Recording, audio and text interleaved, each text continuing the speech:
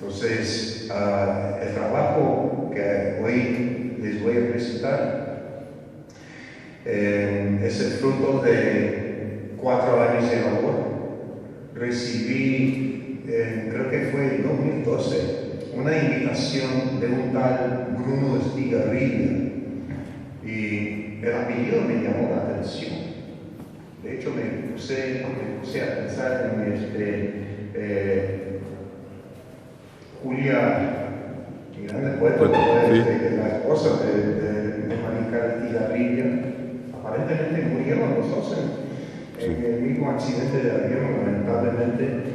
Y efectivamente, no sé si es tan nieto como sería, ¿verdad? Pero efectivamente hay alguna relación entre ese chico Bruno, cuyo padre había llevado a la familia a Buenos Aires.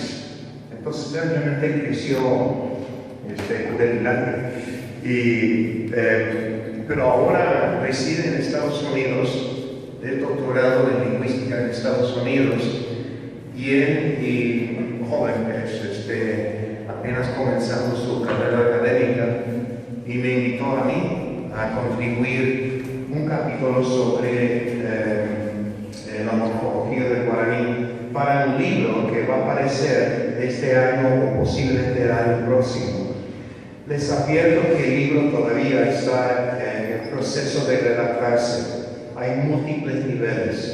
Entonces los redactores, Bruno y sus compatriotas en la Universidad de Carolina del Norte, reciben los documentos, los capítulos para el libro, y ese libro va a publicarse en lengua inglesa, pero el tema es enteramente lingüística guaraní en el siglo XXI.